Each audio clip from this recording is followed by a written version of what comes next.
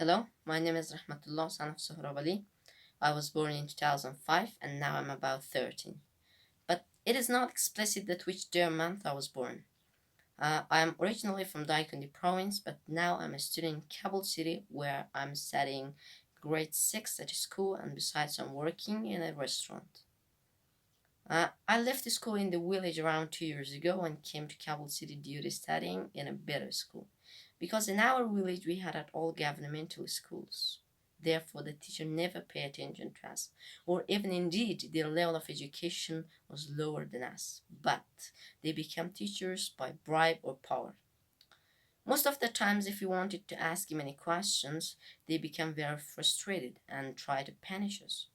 Or sometimes, when we wanted to complain from them for officials that came from the Ministry of Education for an inspection, but we could not because we considered our tomorrow also.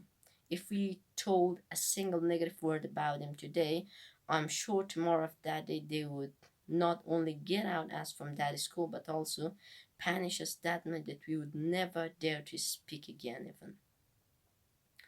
And now here I'm studying in a private school where at least I have the permission of asking questions.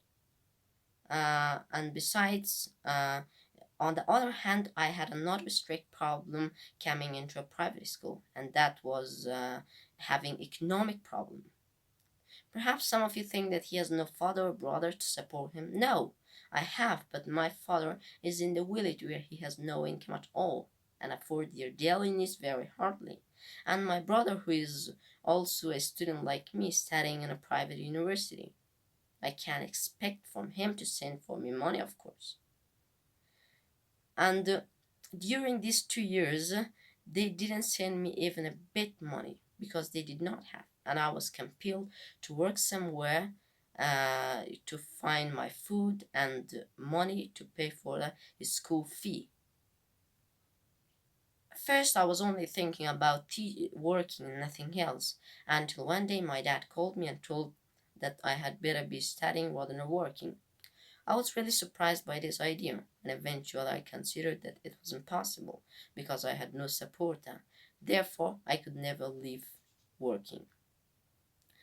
The second time, he strongly recommended that he would go to Pakistan, work in the coal mine to send us money and give us the opportunity to rescue ourselves from the world of ignorance. But this time, I could not regret his suggestion, and I had to leave my job because he was really serious. But uh, he, as he said, a few days later, he went to Pakistan by foot illegally, and around 1 month he was on the way.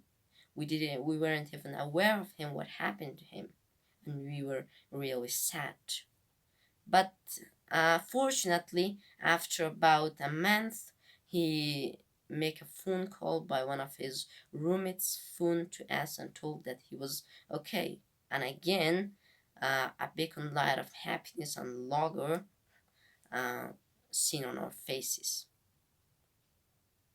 Because of these problems, I want to live here. Otherwise, who wants to be far from their family, people, and country? But now I am obligated to do so. Otherwise, I would remain uneducated forever and have to work in my father's field like an animal. I'm not worried a bit about myself whether to be a prison or farmer. But what most troubles me is when I'm looking for orphan children who lost their mothers, even some who lost both mother and father. Men who has no legs at all begging, children who are working in shops, stores and workshops having no supporters to support them, or men who became blemished or disabled by explosions or suicide attack. Even these events make me cry. Because of these problems I want to live here, but not forever, just continue my school and higher education.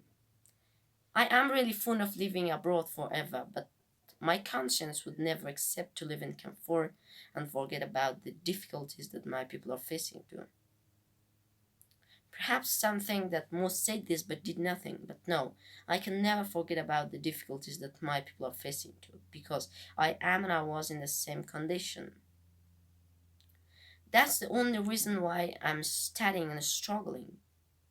I want to I want to be somebody in the future and don't let that other children be facing the same hardships and difficulties that I did, and cooperate those children who are struggling but they don't have the opportunity to study. So now I kindly request those who can help me achieve my goals. Please do not let my country be destroyed, and pay a little attention on the demands of this small poor boy who wishes to continue his education in top educational centers and cooperate his country and people. Thank you.